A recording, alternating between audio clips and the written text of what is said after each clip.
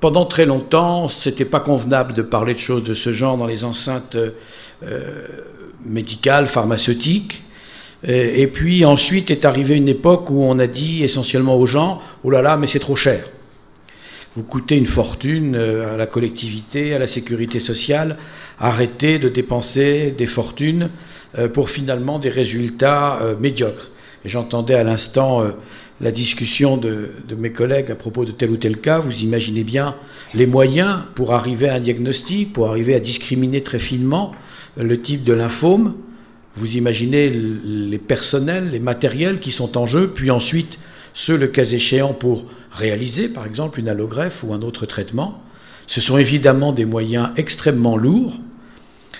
Donc la question, l'interpellation, c'est est-ce que tout ça est sérieux? Est-ce qu'on a le droit d'engager des moyens aussi considérables au bénéfice de quelques patients? Et pour quels résultats? Alors, l'idée de ce que je voudrais partager avec vous, c'est que là comme ailleurs, en tout cas c'est ma conviction, on nous intoxique avec des contre-vérités. Alors j'ai des liens d'intérêt avec un certain nombre d'industriels dans ce domaine, c'est ceux qui sont à droite, mais j'en ai encore plus avec ceux qui sont à gauche, qui sont des institutions publiques qui, elles, me payent mal, mais me payent tous les jours depuis 40 ans, tandis qu'avec ceux de droite, c'est très aléatoire, très épisodique.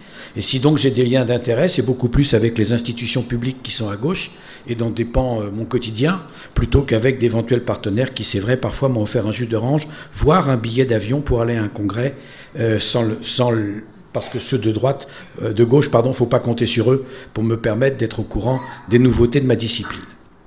Alors, pourquoi est-ce qu'il faut s'intéresser à l'économie de la santé? Parce que la santé, tout le monde dit, c'est le plus précieux des biens. Et vous êtes particulièrement bien placé pour être certain que c'est vrai.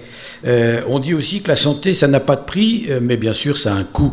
Et la préserver ou rétablir la santé, ça nécessite de mobiliser des ressources. Ces ressources, elles sont d'abord des ressources humaines. Quand vous avez un médecin, eh bien, il peut voir un certain nombre de patients dans une consultation, mais pas 2 fois ce nombre. Quand vous avez une infirmière, elle peut superviser X patients qui sont hospitalisés ou qui sont sur un lit pour une chimiothérapie. Elle ne peut pas, de manière sérieuse et raisonnable, en surveiller 1,5 fois ce nombre.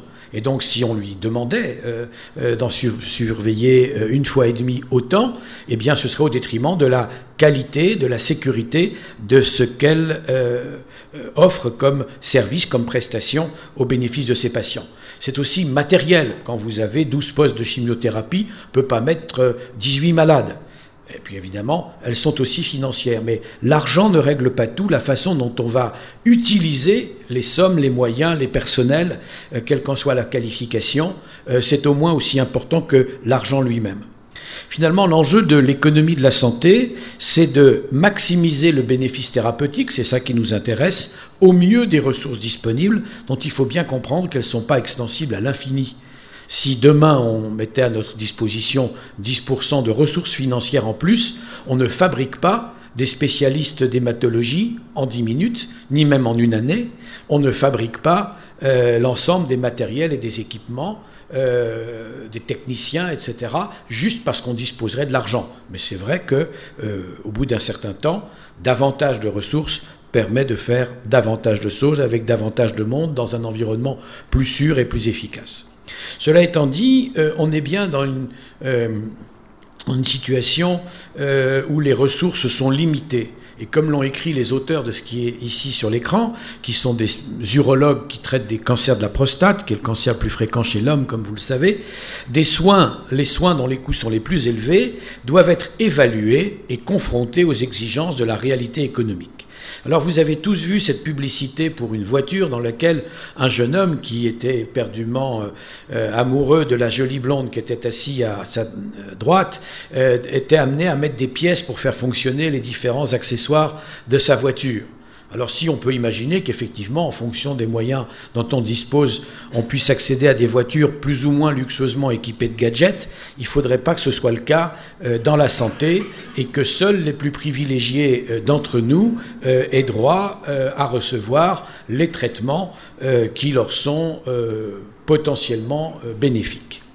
Alors c'est à cause de cela que l'idée commence à faire jour de donner des éléments d'économie de la santé à l'usage de non-spécialistes, qu'il s'agisse des médecins, des pharmaciens, des différents professionnels de santé, mais qu'il s'agisse aussi des patients, puisque on a mis très longtemps à s'en rendre compte, mais c'est devenu une évidence depuis une dizaine d'années, le patient est un acteur décisif dans le choix des prises en charge qui peuvent être proposées, mais il faut qu'il dispose de l'ensemble des arguments, y compris les arguments de nature économique. Alors, pour vous fixer les idées, la France est un pays qui fabrique 2000 milliards de richesses chaque année, c'est ce qu'on appelle notre produit intérieur brut. J'ai arrondi les chiffres, 2000 milliards.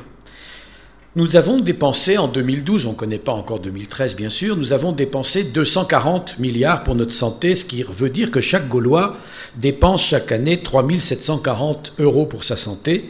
L'ensemble représente 12% de notre produit intérieur brut. C'est moins que le logement, 16%, mais c'est beaucoup plus que l'alimentation, à peine 10%, 9 et quelques pourcents. Donc la santé, c'est le deuxième poste de dépense des habitants de notre pays. À l'intérieur de ces 240 milliards, ce qu'on appelle la consommation de biens et soins médicaux, c'est-à-dire ce qu'on peut acquérir auprès de professionnels de santé, c'est 184 milliards, vous voyez, 85 pour les soins hospitaliers, 47 pour les soins de ville, 34 pour les médicaments, les transports de malades, 4 milliards. En réalité, si on essaye de se demander est-ce que c'est beaucoup, pas beaucoup, une telle proportion, 12% de la richesse totale produite, vous voyez sur le graphique de gauche, alors je vais faire apparaître une petite flèche magique, vous voyez ici que nous sommes, à part les États-Unis qui en sont à 18%, c'est un système complètement aberrant et différent du nôtre, aberrant dans tous les sens du terme d'ailleurs, nous sommes dans un paquet où se trouvent d'autres pays du même type de niveau de vie que le nôtre, mais nous sommes par exemple très loin devant le Royaume-Uni qui dépense à peine 9% de la richesse qu'il produit dans sa santé. Et puis si on regarde la dépense par habitant, rétablie en parité de pouvoir d'achat, c'est-à-dire une monnaie fictive qui tient compte des différences entre le coût de la vie, vous voyez que nous sommes ici dans le paquet de ceux qui font le mieux au 10e rang par habitant, mais à peu près au même niveau que les 4e ou 5e. Alors si on fait le détail de ces soins, on voit que les soins hospitaliers dans le public, c'est 64 milliards, 65 milliards, dans le privé 20 milliards pour les cliniques, dans les soins de ville, les médecins 20 milliards, les dentistes 10, les auxiliaires médicaux 12, et ça augmente parce que plus les durées de séjour dans les hôpitaux se raccourcissent, pour diverses raisons dont la tarification hospitalière, plus les patients sont amenés à devoir poursuivre leurs soins à domicile en ayant recours à une infirmière, à un kinésithérapeute, à un autre professionnel qui vient à domicile. L'ensemble de la biologie, vous avez bien compris de ce qui a été dit précédemment, que non peut-être pas toutes les décisions médicales, mais probablement 8 sur 10 sont prises sur la base d'un résultat objectif, d'un examen de laboratoire, d'un examen immunologique, d'un examen d'histologie, d'anatomie pathologique, etc. Eh bien, ça représente la même chose que les transports, ce qui soulève toutes sortes de questionnements qu'on ne va pas développer là, et les médicaments, 34 milliards. Et pourtant, vous savez que chaque fois qu'on dit « Ah, mais les Français dépensent trop pour leur santé », on montre sur l'écran de la télévision des boîtes de médicaments et des pharmacies. C'est un serpent à qui il faut tordre le cou. Ici, je vous ai représenté tous les graphiques, tous les chiffres viennent du ministère de la Santé ou de la Sécurité sociale. Ça vient de l'adresse, la direction des enquêtes et des études statistiques du ministère qui ont fait ce joli graphique en couleur qui montre que les dépenses hospitalières en 88, 9, 10, 11, 9, 10, 11, 12 avaient une certaine augmentation. C'est normal, la population augmente, les maladies qui étaient incurables deviennent curables et on les prend en charge, la population vieillit, on met au point des techniques de plus en plus efficaces mais aussi de plus en plus onéreuses, donc il est normal que les dépenses hospitalières aient une légère augmentation, idem pour les soins de ville, idem pour les autres biens médicaux, les transports de malades, j'y reviens pas, la moyenne, et le seul dont l'augmentation était au début de la période plus basse que les autres, et puis qui n'a pas cessé de diminuer de manière assez spectaculaire jusqu'à devenir négatif en 2012, et elle l'a été en 2013, ce sont les dépenses de médicaments. Donc accabler les médicaments et dire « Ah oui, je comprends qu'on ne me donne pas les médicaments qui pourraient me bénéficier parce que la dépense en médicaments est inflationniste », c'est un mensonge, c'est une absolue contre-vérité. Il se trouve que nous sommes dans un pays béni des dieux à bien des égards, dans lequel on a un système où la collectivité prend en charge l'essentiel des dépenses de santé. En fait, comme vous le montre ce camembert, l'assurance maladie obligatoire, la sécurité sociale pour faire simple, prend en charge les 3/4 de la dépense totale.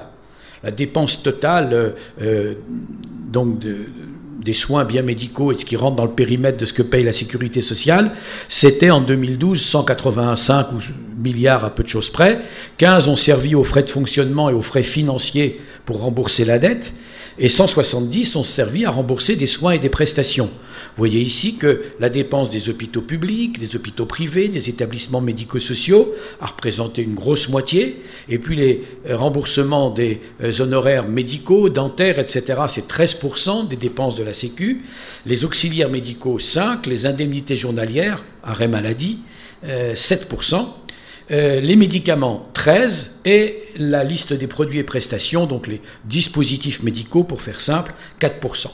Et vous observez par exemple que les médicaments pèsent dans les dépenses de la sécurité sociale, pas plus mais pas moins que le remboursement des honoraires médicaux et dentaires. Là encore, accabler les uns plutôt que les autres n'a tout simplement pas de sens au regard de la vérité des chiffres. Ce graphique vient des comptes de l'assurance maladie. Alors, si on regarde ce que ça signifie, toujours pour que vous ayez une idée précise, le Gaulois moyen dépense 3 740 € pour sa santé, dont 2 615 sont pris en charge par les régimes obligatoires de l'assurance maladie.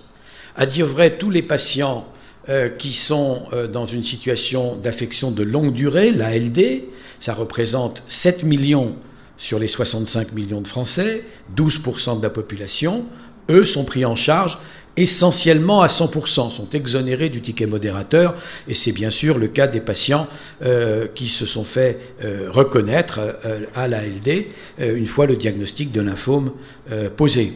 Cela étant dit, le reste à charge chez de tels patients, et là aussi vous le savez, est plus élevé que chez les patients qui n'ont pas une maladie chronique, parce que toutes sortes de petits soins nécessaires, de petits adjuvants, ne sont tout simplement pas pris en charge par la sécurité sociale et donc doivent être payés soit de la poche du patient, soit par un autre payeur, si par chance il en existe un. Alors quand on réfléchit aux coûts globaux dans la santé, en fait, très souvent on parle de ce qui s'appelle les coûts directs médicaux. Ces coûts directs, ça veut dire directement liés à l'épisode pathologique, à la maladie. Alors c'est l'hospitalisation, les soins médicaux, les médicaments, les examens complémentaires. Ça, on arrive à savoir ce que ça coûte parce que ça figure sur des feuilles de soins. Les mesures de prévention, de rééducation, les éventuels équipements spéciaux, c'est déjà un peu plus flou. Les coûts directs non médicaux, c'est-à-dire non fournis par des médecins ou des pharmaciens, ou des auxiliaires médicaux, c'est déjà plus dur. Les coûts de transport sont mal appréhendés, vous avez vu à quel point ils dérapent complètement, et les aides et services au domicile, pour ceux à qui ils sont nécessaires pour pouvoir continuer d'être autonomes chez eux, et c'est une bonne chose que de pouvoir être autonome chez soi. L'hôpital, c'est un milieu qui a plein de vertus, mais qui n'est pas hospitalier. Donc les aides et services au domicile, là aussi, c'est extrêmement flou. Alors, les médecins n'ont pas la moindre idée de ce que représente pour la collectivité le coût des arrêts de travail qu'ils prescrivent, parfois évidemment avec une parfaite justification, dans d'autres cas parce qu'on leur a demandé avec insistance, et le coût de la perte d'activité, de la perte de productivité est évidemment non appréhendé par la plupart de ceux qui les prescrivent d'une part ou qui vivent cette situation d'autre part. Et puis à côté de ces coûts qu'on peut quand même imaginer calculer pour peu qu'on s'y penche un peu en argent, eh bien, il y a des coûts qu'on appelle intangibles, qu'on ne peut pas évaluer en monnaie, mais qui sont les coûts humains et psychologiques. Parce que le prix de la douleur, le prix de la perte de chance, le prix de la perte de bien-être, c'est évidemment quelque chose qui va affecter le patient lui-même, mais c'est quelque chose qui va, et vous le savez parfaitement, affecter également assez largement et substantiellement son entourage. Et puis au-delà de l'entourage, et ce qui est à droite sur cet écran, il y a globalement pour la collectivité une perte importante aussi c'est clair que quelqu'un qui décède, par exemple, à 50 ans, alors qu'il avait une espérance de vie professionnelle jusqu'à 65 ans, eh bien, tout ce qu'il aurait fabriqué comme richesse pendant 15 ans, il ne le fabriquera pas.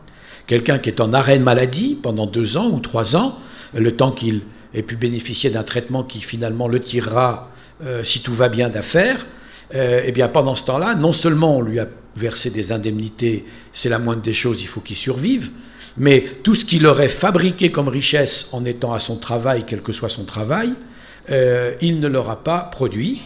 À la limite même, quelqu'un qui a dépassé l'âge de la retraite, qui ne travaille plus, mais qui est un consommateur normal, fait travailler d'autres personnes qui vont fabriquer les vêtements qu'il va porter, les autobus dans lesquels il va se déplacer, etc. S'il est grabataire et qu'il va du fauteuil au lit et du lit au fauteuil, il n'a même pas cette activité de stimulant d'une activité économique produite par d'autres. Donc, un certain nombre de moyens permettent de calculer le coût pour la collectivité de cette perte de productivité à l'échelle collective liée aux maladies chroniques. Et puis, en matière de prise en charge, il faut aussi calculer le coût des échecs. Quand un traitement marche une fois sur 3, le coût d'un traitement qui marche, c'est le coût de 3 traitements. Il faut le multiplier par 3. Quand un traitement a des effets indésirables, il faut ajouter au coût du traitement, le coût de la boîte, plus le coût de l'infirmière, plus le coût de ceci et de cela, il faut ajouter le coût du traitement de ces effets indésirables. Et ça, c'est le vrai coût du traitement. Finalement, le coût réel qui est engendré par le choix, par exemple, d'un médicament ou d'une intervention chirurgicale, c'est une somme de coûts. Pour un médicament, c'est le coût du produit, la durée effective du traitement et du séjour, l'existence ou non d'un relais ambulatoire, le patient pouvant prolonger son traitement à son domicile, le coût de la préparation, de la reconstitution, des chimiothérapies à la pharmacie d'établissement, le coût de l'administration aux malades, le coût de la surveillance biologique, clinique ou autre, le coût des effets indésirables, je l'ai dit, et le taux de réponse, donc le coût des échecs. Tout ça est compliqué. Alors on nous dit, ah oui, mais n'empêche, dans les hôpitaux, vous achetez des médicaments, ou en ville, vous prescrivez des médicaments qui coûtent incroyablement cher, c'est pas possible, on ne peut pas suivre. Encore une fois, c'est de l'intoxication. Les achats de l'ensemble des hôpitaux publics de notre beau pays, en 2011, on n'a pas de chiffre postérieur, là aussi ça vient directement du ministère. Les achats, c'est le total des dépenses des hôpitaux, c'est 62,7 milliards d'euros sur les 85 milliards qu'ils ont reçus. Les dépenses de personnel, comme vous le voyez, représentent 57%. Je n'ai pas besoin de vous expliquer qu'il n'y a pas assez de personnel dans les établissements et qu'ils ne sont pas assez bien payés. Les impôts et taxes, les hôpitaux payent de la TVA, des taxes locales, etc. C'est 5,7%. Les services extérieurs, prestations informatiques, blanchisserie, nettoyage, sécurité, etc. C'est 8%. La dotation aux amortissements, il faut de temps en temps construire, reconstruire, etc. Équiper, c'est 7,7%. Des frais divers, notamment financiers, 4%. Et les achats, vous voyez que ça n'est que 17%. Quand on regarde les 17%, la pharmacie, c'est même pas la moitié, c'est 7,6%. C'est la pharmacie et les produits à usage médical comme le sang ou l'oxygène qui ne sont pas des médicaments à proprement parler. Et puis les autres achats, c'est presque, c'est 9,5%. Et donc vous avez là encore un autre serpent à qui qu'on viendrait de tordre le cou. Arrêtons d'accabler en permanence les achats pharmaceutiques. Les pharmaciens de nos établissements se débrouillent pour gérer en gros un budget qui correspond au maximum à moins de 8% du total des dépenses de l'établissement. C'est vrai qu'on ne peut pas rogner sur beaucoup de choses, sauf l'organisation, sauf globalement le fonctionnement du système. Alors finalement, quand on regarde globalement ce qu'il faudrait faire et qu'on ne fait pas en France, que font d'autres pays, c'est quand on préconise des prises en charge, qu'on en édifie 2 ou 3 qui ont le même résultat, le même bénéfice thérapeutique, et qu'on se dit qu'est-ce qui serait raisonnable de choisir, et qu'on s'interrogerait sur la juste consommation des ressources humaines, matérielles et financières, eh bien il faut considérer les différents coûts, pas seulement l'acquisition du produit par la pharmacie ou sa reconstitution dans des conditions techniques exigeantes et le contrôle qui est fait par les pharmacies, mais aussi l'unité de soins, là où le patient est traité, l'établissement au sens large, s'il faut mettre à un patient une chambre pour pouvoir faire des perfusions régulières, donc on va utiliser un bloc, on va utiliser éventuellement de la réanimation, vous le savez, des unités de soins intensifs, et puis au-delà des murs de l'hôpital, le système de santé, l'assurance maladie, et au-delà du système qui s'occupe que de la maladie, la collectivité tout entière. Et donc, comme le font certains pays, juger, accepter ou refuser la prise en charge d'un médicament par la collectivité au nom de son coût d'acquisition n'a tout simplement aucun sens. C'est évidemment par trop restrictif. En clair, il ne faut pas être myope sur les coûts. Alors, toute ressemblance du premier avec le ministre de l'économie et du deuxième avec le ministre des Finances est purement fortuite. Cette photo est plus ancienne que leur nomination. Mais je trouve qu'elle est assez, quand même, intéressante. Alors, je disais que chez nous, on ne le fait pas assez, cet exercice. Alors, il se trouve que, depuis quelque temps, la loi a prévu que la Haute Autorité de Santé, au travers d'une commission de l'évaluation économique et de la santé publique, est chargée, c'est en application en principe depuis le mois d'octobre dernier, donc c'est tout récent, d'évaluer systématiquement l'impact et l'intérêt médicaux ou pharmaco-économiques des nouveaux produits, des nouvelles méthodes qui sont proposées, puisque le prix des médicaments, le prix des différentes interventions, ce n'est pas ceux qui les font ou qui les fabriquent, qui les décident, c'est évidemment ceux qui les payent. Alors, il y a une institution, peu importe l'organigramme, pour les médicaments, ça s'appelle le Comité économique des produits de santé, et c'est cette instance qui décide du prix qui va être offert à un industriel pour son médicament ou son dispositif médical. Voilà le cadre général du système de santé et de ses problèmes. On est tout juste en train de s'intéresser à ce qui s'appelle l'efficience, c'est-à-dire l'effectivité, le caractère vraiment efficace dans la vraie vie, rapporté aux ressources totales engagées pour l'obtenir. On vient de découvrir, il y a quelques années, 2-3 ans, que c'était un outil de gestion de la santé collective indispensable pour un pays qui a les ambitions d'une autre et les moyens d'une autre, puisqu'on est quand même bien heureux en cette matière. Alors, s'agissant des maladies malignes, du cancer et des hémopathies malignes, je pense qu'il faut d'abord remettre les pendules à l'heure et l'église, comme on dit, au centre du village. Bien au-delà de toutes les sommes engagées pour le diagnostiquer, le prévenir, le dépister, le traiter, ou des sommes perdues en perte de productivité, ce que coûte le cancer et les maladies malignes, de manière générale, à notre pays, c'est 50 000 vies par an. Voilà le vrai coût. Alors, pour fixer les idées, ça veut dire pratiquement 1000 nouveaux diagnostics par jour, dans chaque département de la France métropolitaine et d'outre-mer. Il y a donc 1000 par jour, ça veut dire dans chaque département 10 personnes qui apprennent qu'elles ont un cancer. 200 000 sont des hommes, 155 ou 160 000 sont des femmes. C'est la première cause de décès chez les hommes, c'est la deuxième cause de décès chez les femmes. Un homme sur 2, une femme sur 3 vont être concernés par le cancer. La fréquence du cancer a été multipliée par 4 en 10 ans chez les femmes de 35 à 45 ans. L'incidence du cancer a doublé entre 80 et 2005, peut-être parce qu'on les détecte mieux aussi, mais le risque de mortalité, parce qu'on sait faire des choses, a diminué de 25%. Mais vous voyez que l'incidence a plus augmenté que le risque de mortalité n'a diminué. Et donc le combat n'est pas terminé. En France, on considère qu'une personne sur 2 survit 5 ans après le diagnostic. C'est, comme je vous l'ai dit, l'un des, sinon le meilleur résultat européen. Alors bien sûr, il y en a qui hurlent, non pas en disant l'Europe, l'Europe, comme le disait le général de Gaulle, mais qui hurlent en disant « mais le cancer, c'est cher, c'est cher, c'est cher ». Oui, c'est vrai. Le cancer, c'est la première affection en termes de dépenses annuelles totales de l'assurance maladie pour les patients en ALD. Vous voyez, c'est la barre rouge tout en haut ici, parce que les maladies qui sont là en bas, la bilharziose, la tuberculose active et la lèpre, il n'y a pas beaucoup de patients. Il y a 1,5 million de nos concitoyens qui sont en ALD pour tumeurs malignes ou affections malignes du tissu lymphoïde ou hématopoïétique, c'est-à-dire ce qui nous rassemble aujourd'hui. 1,5 million. Ce n'est pas illogique que ce 1,5 million de personnes, qui est un chiffre considérable, qui sont dans un processus devenu maladie chronique, tant mieux pour beaucoup d'entre eux, tout le monde ne pouvant pas guérir, ensemble, ce 1,5 million de patients dépensent 12, 13 ou 14 milliards d'euros.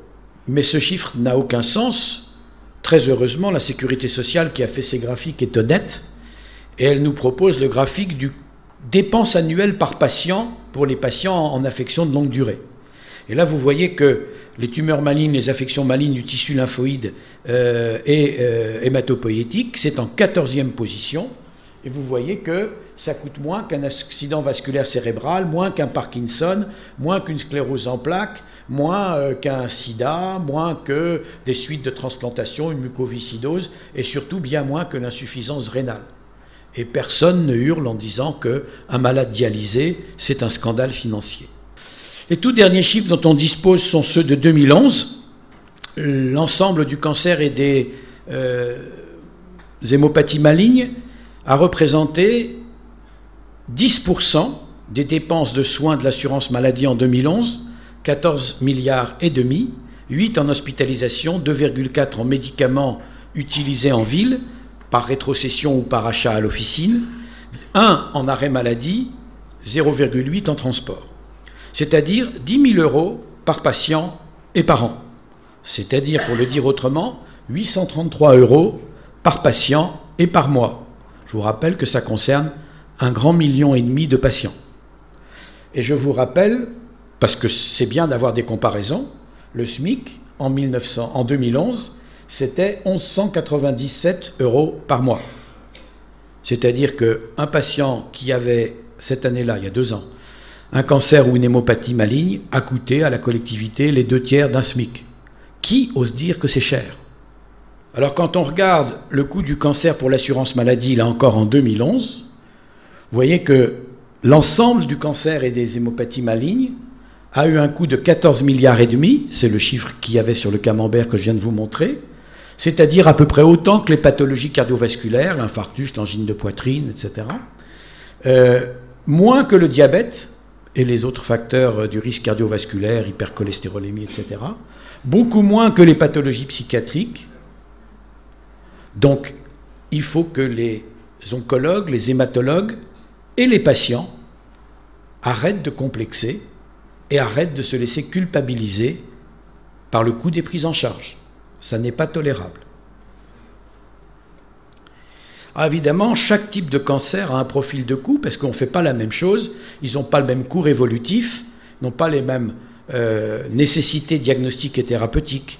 Ici, vous voyez que la répartition entre ce qui ressort de la chirurgie, de la chimiothérapie, de la radiothérapie ou d'autres modes de prise en charge n'a pas le même profil pour les cancers hématologiques que pour les cancers du sein, de la prostate, etc. etc. C'est parfaitement logique. En réalité, en mettant de côté, parce qu'on n'a pas exactement le profil, ce qu'il en est des hémopathies malignes, mais pour votre culture générale, quand un cancer a une évolution longue, lente, et qu'il se maîtrise à peu près bien pendant une longue période, on a un certain profil de dépenses. C'est le cas du cancer du sein, par exemple, ou du cancer de la prostate. Par contre, quand un cancer évolue rapidement, et parfois de manière assez brutalement dramatique, il a évidemment un autre profil dans la répartition de ses dépenses. Mais tout ça est parfaitement analysé, non seulement au niveau français, on commence à le faire, mais aussi au niveau européen. Et une publication très récente, en novembre dernier, a montré ce qu'il en était des différents types de soins. Et vous voyez ici les coûts en soins primaires, patients externes, recours aux soins d'urgence, patients hospitalisés, médicaments, etc., etc., mortalité, morbidité, donc la perte de productivité attribuable, ici la perte de productivité attribuable à la mortalité, à la morbidité. Et vous voyez ici donc que le total des dépenses du cancer, c'est grosso modo en France, en 2009, parce qu'on n'a pas de chiffres plus récents, 17 milliards d'euros, 7 milliards pour les soins, ici, 7 milliards pour les pertes de productivité, la somme de ces deux chiffres-là. Mortalité 5 milliards, morbidité, c'est-à-dire maladie survenant en même temps que la maladie principale, 2 milliards, et des dépenses indirectes se montant à 2,5 milliards. Vous observez au passage que la perte de productivité, patient en arrêt de maladie ou patient décédé prématurément, ça coûte autant que les soins. Alors pour savoir où on en est en France, la moyenne de l'Union européenne, c'est là, et la France, comme vous le voyez, nous sommes là où j'ai mis mon point rouge. Alors il y a des choses qui sont intéressantes. Quand on regarde la différence, ce qui explique la différence, par exemple ici dans le cas du cancer du sein, on ne l'a pas dans les cancers hématologiques. L'Allemagne, je vais vous montrer l'image précédente, l'Allemagne se trouve ici. Et ce qui leur coûte très très cher ici, c'est la longueur et le nombre des séjours à l'hôpital. Ils ne sont pas organisés pour soigner le patient en ambulatoire. Alors, ça n'empêche pas qu'il est clair que le coût, par exemple, des médicaments est de plus en plus élevé. Et que par rapport aux médicaments du cancer des années 60, 70, 80, etc., on est arrivé à une envolée. Ce n'est pas les industriels qui fixent les coûts, c'est les payeurs dans tous les pays du monde.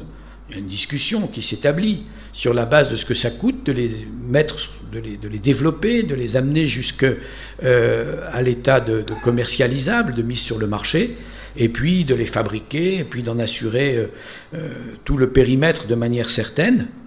Alors il y a des aberrations, des médicaments incroyablement onéreux qui sont là. Quoi qu'il en soit, la France est un pays favorable à l'innovation, en même temps que la Suisse et l'Autriche, alors que d'autres, comme certains pays de l'Est ici, ou les Anglais, sont très très nettement dans un état de retard.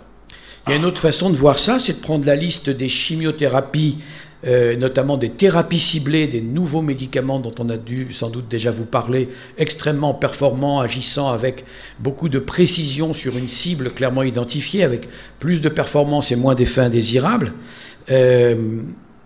Eh bien, vous avez ici les différents pays, et vous voyez que dans certains d'entre eux, eh bien, des médicaments ont été refusés, non, non, non, non, non, tout simplement parce qu'ils coûtaient, suivant les critères retenus dans ces pays, trop cher. Vous voyez que par contraste, la France a pratiquement accepté l'essentiel des médicaments qui lui ont été proposés. Les Anglais eux-mêmes, d'ailleurs, le reconnaissent, et dans le Lancet, écrivent que globalement, la France a un des plus hauts taux de survie à 5 ans du cancer, 71% pour les femmes et 53% pour les hommes, c'était en 2007, contre 53% pour les hommes et 43% pour les hommes au Royaume-Uni. Alors tout ça est étudié, je vous fais grâce, des tableaux, il y a toutes sortes maintenant de moyens de savoir ce qu'il en est et de regarder, et l'Institut national du cancer, dans les rapports qui sont publics et que vous pouvez trouver sur Internet, détaille très exactement quoi est consacré aux différentes prises en charge, éventuellement dans les différentes catégories de cancer, en étant entendu que certaines sont plus profondément explorées que d'autres, et c'est dommage. En lisant la littérature, vous pouvez croiser deux indicateurs en espérant qu'ils ne seront jamais mis en application de manière sèche en France. Le premier s'appelle QALY. QALY, ça veut dire Quality Adjusted Life Years, les années de vie gagnées pondérées par la qualité de vie. Alors c'est quoi? C'est très simple, si un traitement fait gagner 1 an de durée de vie, avec une qualité de vie, alors on le score de 0 à 1. 0 c'est une vie effroyable, c'est l'enfer, et 1 c'est une vie extraordinaire et paradisiaque.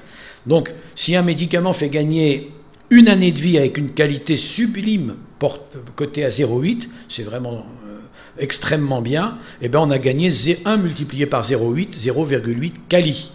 Si on a gagné 6 mois, donc 0,5 années, avec cette même qualité de vie excellente, eh bien on a gagné 0,5 multiplié par 0,8 égale 0,40 QALY. Et si on a gagné les mêmes 6 mois, mais avec une qualité de vie qui est moyenne, cotée à 0,5, donc comme ci, comme ça, ben on a gagné 0,5 multiplié par 0,5 égale 0,25 QALY. Et nos amis anglais, je mets amis avec des guillemets dans le cas particulier, disent si ça dépasse 30 000 livres par QALY entier, on ne dépense pas, on n'achète pas, on ne rembourse pas. Alors quand un médicament fait gagner 0,25 QALY, ça veut dire que pour qu'on accepte de l'acheter, il faut qu'il coûte très très très peu cher. L'autre indicateur qu'on utilise, c'est ICER, ça veut dire rapport incrémental coût-efficacité, ben, c'est tout bête, c'est la différence des coûts entre un traitement et un autre, divisé par la différence des efficacités mesurées en années de vie gagnée ou en quali. Alors, dans les pays anglo-saxons, on fait depuis très longtemps des calculs de ce rapport incrémental et on dit ben, on accepte de payer au-dessus ou en dessous de tel seuil. Nous n'en sommes pas là en France et nous devons nous mobiliser pour que ça ne le devienne pas de manière absolue. Bien sûr qu'on tient compte quelque part de ces notions puisqu'on lit ces rapports et on s'interroge sur la légitimité médicale avant d'être économique de telle prise en charge chez tel patient. Mais il n'y a pas une règle qui efface complètement les différences entre les patients compte tenu de leur âge, de leur vitalité, du reste de leur comorbidité, c'est-à-dire des maladies qu'ils ont en même temps que le cancer ou l'hémopathie pour laquelle ils sont soignés. C'est évident qu'une personne de 91 ans, chez qui on va faire un diagnostic et qui en même temps a un Alzheimer qui commençait à très avant, on va se poser la question de est-ce que c'est raisonnable et le RCP, la réunion de concertation, va, ayant tout bien pesé, considérer que c'est pas totalement raisonnable et que le bénéfice incertain par nature, le jeu n'en vaut sans doute pas la chandelle au détriment d'un autre patient chez qui ce serait plus performant et plus jouable. C'est difficile, ça sollicite en fait bien d'autres qualités que des qualités techniques. On est là plus dans l'ordre de la philosophie, de la morale, de posture du patient, de sa famille, des soignants. C'est compliqué. En tout cas, les règles des Anglais, c'est simple. Il faut que le rapport coût-efficacité soit moins de 24 000 € par quali et dans certains cas jusqu'à 36 000 €, 30 000 livres par quali. Et donc, comme je vous le disais, eh bien, dans les hémopathies malignes, dans certaines leucémies, eh bien, ils ont refusé, ils ont admis un traitement parce qu'il était dans la fourchette, vous le voyez à droite, c'est celui qui est en bas, ici, et ils ont refusé celui-là parce qu'il coûtait 60 000 à 81 000 livres par quali. Peu importe qui marche ou qui ne marche pas, peu importe que ce traitement soit une espérance de vie pour les patients, c'est une équation, hop, ça sort, et le produit est sorti de la liste. Pourtant, des produits nouveaux, il y en a, et il se trouve que dans le domaine qui nous réunit, c'est-à-dire les maladies malignes des organes hématopoïétiques, vous voyez que si on regarde les indications accordées depuis 2007 qui ont eu les coefficients d'amélioration du service médical rendu, c'est ce que veut dire ASMR, c'est le critère qui sert de base à la fixation des prix de haut niveau, c'est-à-dire de 1 à 3, eh bien vous voyez que les néoplasies lymphoïdes et les néoplasies myéloïdes, il y a eu 11 médicaments sortis, vous voyez qu'il y en a eu beaucoup moins dans les autres indications. L'essentiel de ces médicaments hautement innovants et apportant une haute innovation, c'est 11 médicaments, plus de la moitié, puisque ça représente 55% du total des médicaments qui ont eu un coefficient attribué par les instances d'évaluation de la Haute Autorité de Santé comme étant véritablement important. Alors, ce qui est évidemment manifeste, c'est que ce sont ces fameux biothérapies, les biomédicaments, qui aujourd'hui ont pris le pas sur les médicaments anciens des maladies malignes.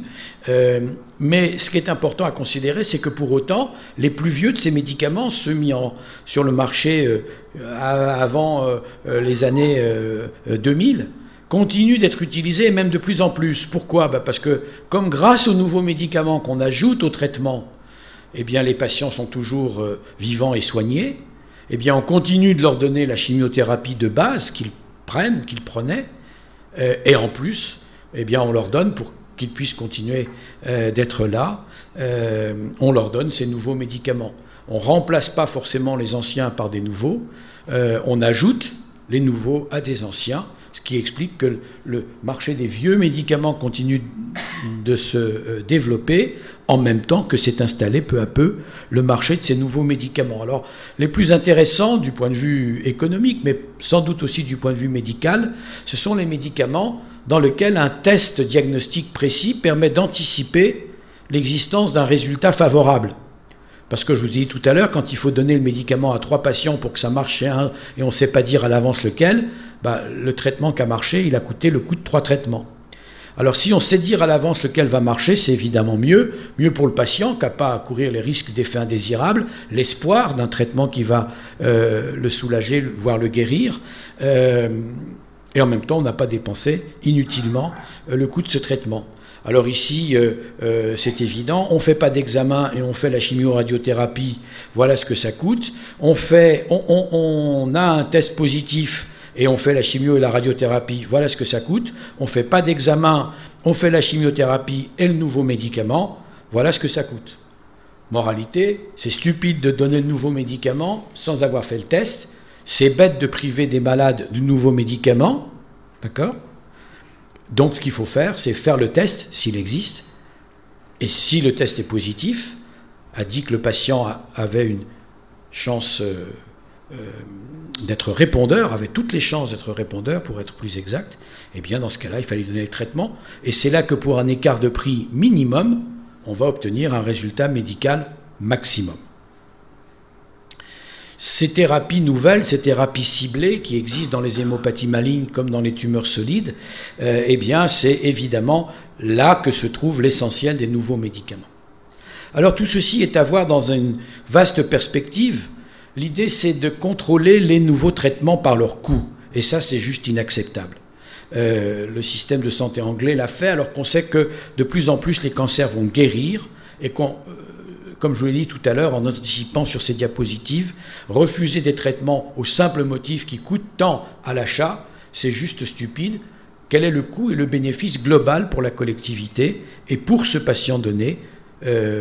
Voilà un petit peu ce qu'il convient de faire. Alors, il y a plein d'études, il y en a dans différents cancers, mais il y en a aussi dans les hémopathies malignes, avec un des médicaments, peu importe lequel, j'ai pris des exemples juste à titre figuratif. Nos amis anglais ont comparé le coût d'un traitement en gain par fameux Kali. Donc, dans le cas du lymphome non-hodgkinien agressif, eh bien, il conclut le produit en question est très favorable en termes de Kali en comparaison à d'autres produits d'oncologie. Il est rentable pour les patients qui ont un lymphome non-hodgkinien agressif et il est, coup de chance, en dessous du seuil généralement admis de 30 000 livres par Kali. Donc, hop, on rembourse ce produit aux patients britanniques qui ont un lymphome non-hodgkinien.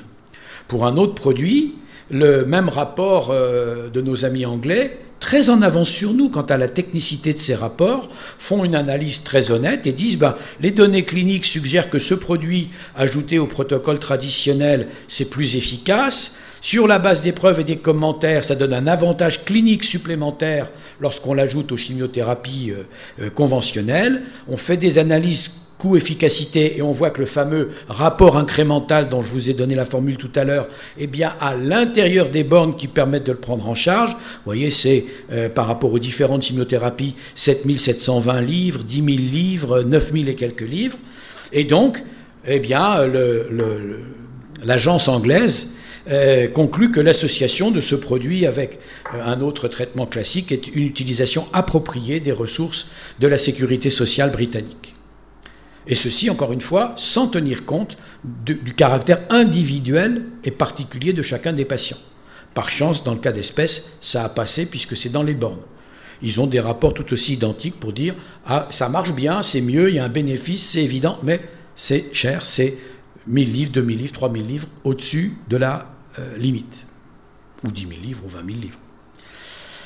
Alors vous savez qu'en France, on a non seulement un système qui pour l'instant n'est pas tombé dans ses excès et ses aberrations, mais qui en plus paye aux hôpitaux les traitements innovants et onéreux qui ne sont pas dans les forfaits d'hospitalisation, et ce qui permet, moyennant quand même quelques contraintes, il faut être honnête, de donner, quand on en a la capacité technique, quand on a le savoir qui va avec, la capacité d'introduire cette innovation jusqu'à ce qu'elle fasse partie de la pratique courante. Il y a aussi une autre innovation qui sont le fait pour un patient de se procurer un médicament éventuellement à la pharmacie de l'hôpital s'il n'est pas en ville, mais d'aller se le faire administrer à domicile ou de prendre des médicaments par voie orale. Et vous voyez l'augmentation rapide des traitements par voie orale, c'est quelque chose qui est évident, en particulier des thérapies ciblées par voie orale ou de certaines hormonothérapies, même si ça a tendance un peu à baisser.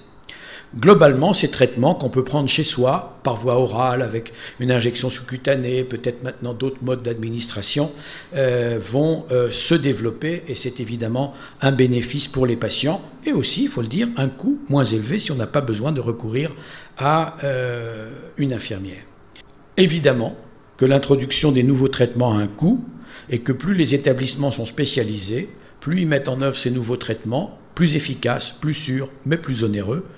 Et c'est clair. Mais l'Institut national du cancer, finalement, fait un rapport extrêmement sain des choses et dit « Notre système de santé, l'organisation de l'accès à l'innovation dans le domaine du médicament doivent en effet veiller à ne pas créer d'inégalité d'accès aux soins et à préserver l'accès à l'innovation à long terme. Toutes les mesures permettant d'accroître les connaissances sur ces traitements, les activités de recherche clinique doivent être favorisées pour rationaliser les prises en charge sur la médecine basée sur les preuves et définir des règles de bon usage. Nous disposons d'un système de santé unique, conclut l'Institut national du cancer, qu'il nous faut aider à préserver, et je pense qu'on peut être d'accord avec lui. Alors ma conclusion en quelques images. D'abord, c'est que le cancer, ça coûte bien plus que ses traitements. Ça représente pour notre pays un poids économique qui est supérieur à 30 milliards par an. Le coût des pertes de production par décès prématuré ou par arrêt de travail ou invalidité, c'est au moins égal au coût de prise en charge, vous l'avez vu. Et l'impact économique des inégalités dans l'accès aux soins n'est pas évolué. Monsieur Soria, professeur Soria, parlant de ça devant l'Académie de médecine il y a 2 ans, avait dit le cancer c'est 30% du total des décès, c'est 38% des décès prématurés avant 65 ans, et c'est seulement 11% du total des remboursements de l'assurance maladie. Et les fameuses molécules onéreuses, c'est cher, c'est cher, c'est cher, c'est jamais que 0,6% des remboursements de l'assurance maladie. Alors certains ont dit, ah oui, mais ça c'est ce que M. Soria, qui n'est pas un vrai économiste, c'est juste un oncologue, a dit en 2011. Entre-temps, on a mis en place des tas de choses beaucoup, beaucoup plus chères. Faut actualiser ces données. Alors on l'a fait. La sécurité sociale elle-même nous dit, eh bien là, vous l'avez vu tout à l'heure, c'est donc 14 milliards et demi d'euros tout régime confondu. Ça n'est que, c'est toujours 30% des décès et 38% des décès prématurés. Et ça n'est que 10% des dépenses annuelles de l'assurance maladie, c'est-à-dire, vous l'avez vu, un coût équivalent à celui des pathologies cardiovasculaires dont personne ne dit qu'elles coûtent cher. C'est 1,03 milliard d'euros remboursés aux établissements pour les médicaments au titre de la liste payée en sus des forfaits de la tarification à l'activité, c'est-à-dire 51 et quelques % des dépenses annuelles de la liste. Le reste, c'est des maladies qui servent à autre chose. C'est 779 millions remboursés en ville pour des médicaments antinéoplasiques ou immunomodulateurs, après greffe, etc., etc. Et puis, que ce soit les thérapies ciblées ou la rétrocession. Alors, si on fait l'addition de tout ça, on voit que les fameuses thérapies ciblées, qui sont dénoncées comme étant la responsable de tous les malheurs de la sécurité sociale, ça a coûté, je fais une addition d'élèves de cours moyen deuxième année, 7,3% du coût du cancer pour l'assurance maladie, seulement, et 0,63% du total des dépenses financées par la sécurité sociale. Qu'on arrête de nous mentir. Alors qu'on arrête de nous mentir, ça veut dire j'en ai assez d'entendre le directeur de mon hôpital. Alors maintenant, il ne me le dit plus parce qu'il a compris que j'étais professeur d'économie de la santé à part d'être professeur de médecine. Avant, il ne savait pas, il me parlait comme il parlait aux médecins qui ne connaissent pas l'économie. Et donc la réponse était affichée à l'avance sur son bureau. Et lui disait, je reçois des instructions, votre pratique coûte trop cher. En organisant mieux, et si vous n'aviez pas, vous, une informatique sans cesse renouvelée, une moquette de 4 cm de haut, des parkings en surnombre, peut-être qu'on pourrait s'organiser mieux dans l'établissement. Trop cher. Alors non seulement c'est l'affaire des soignants, pas seulement les médecins, les pharmaciens qui sont des soignants, les infirmières qui sont évidemment des soignantes. Il faut que tous ensemble nous unissions nos efforts, les travailleurs sociaux, les psychologues, etc. Mais c'est aussi le problème des patients et des associations de patients. Nous avons besoin de la force que vous représentez. La maladie, c'est la vôtre. Nous, on est là pour vous aider à la vivre le moins mal possible, si possible en sortir, et si pas possible, que ça se passe de la moins mauvaise façon du monde. Mais la maladie, c'est bien celle des patients et de leurs familles. Alors il faut qu'on arrête de se laisser gouverner par des gens qui n'ont pas les responsabilités qui sont celles des patients ou de leurs familles, ni celles des soignants. Ça, c'est ma conviction. En fait, il faut trouver un équilibre entre 4 pôles qui sont évidemment tous légitimes. Il y a des droits de la collectivité, c'est clair, les finances publiques, c'est indiscutable. Mais l'autonomie, on a tous des droits individuels, et d'abord le droit à la vie, à une certaine qualité de vie, pour autant que ce soit techniquement possible. Et puis on a le droit à bénéficier des acquis de la science, il y a des prestations, des services techniques, technologiques de toute nature, de plus en plus fabuleux. Cette offre, elle est là pour être utilisée. Mais d'un autre côté, on ne peut pas payer n'importe quoi à n'importe qui de manière déraisonnable. Et donc tout ça, c'est des choses vraies, et il faut peser, arbitrer. Nous avons la chance, quand on est professionnel de santé, d'avoir un outil qui s'apprend peu dans les facultés de médecine, pas assez, qui s'appelle l'éthique, qui s'enrichit et qui se nourrit du rapport avec nos patients et de ce qu'ils nous disent ou ne nous disent pas, de ce qu'on lit dans leur regard ou de ce qu'on ne sait pas y lire. C'est extraordinairement important. Ces disciplines, qui s'appellent d'un mot médiocre l'éducation thérapeutique, font leur entrée en ce moment dans nos facultés. Il est plus que temps. Alors je vais finir par une chose toute simple. Je vous l'ai dit au début, même si elle a un coût, la santé n'a pas de prix. Bien sûr que les traitements innovants du cancer et des hémopathies malignes sont onéreux, tout le monde le voit bien. Mais finalement, le coût par patient, je vous l'ai montré, reste modéré au regard du bénéfice en termes de durée et ou qualité de vie. Et même quand un traitement ne fonctionne pas et qu'il apporte une durée de survie médiocre, eh bien de l'expérience acquise avec ce patient ou cette patiente qui va malheureusement décéder parce qu'on n'aura pas su lui proposer une meilleure solution, nous aurons appris quelque chose utile pour le patient suivant. Et donc, cette dépense, c'est aussi un investissement. Je vous invite à ce que nous nous impliquions dans l'économie de la santé, pas pour dépenser moins, mais pour dépenser mieux. On doit apprendre ensemble à rationaliser les soins pour ne pas avoir à accepter un jour qu'on nous les rationne. Parce que, je vous l'ai dit et je le répète, le choix des prises en charge des patients ne peut pas être abandonné à des comptables qui sont des gens indispensables, ni à des cadres administratifs qui le sont aussi, mais dont ce n'est pas le métier. Finalement, j'ai mis dans mon bureau une citation, et je l'ai dans la poche quand je vais voir mon directeur, que j'ai emprunté à Antoine de Saint-Exupéry. Nous agissons toujours comme si quelque chose dépassait en valeur la vie humaine, mais quoi ? Je vous remercie de votre attention.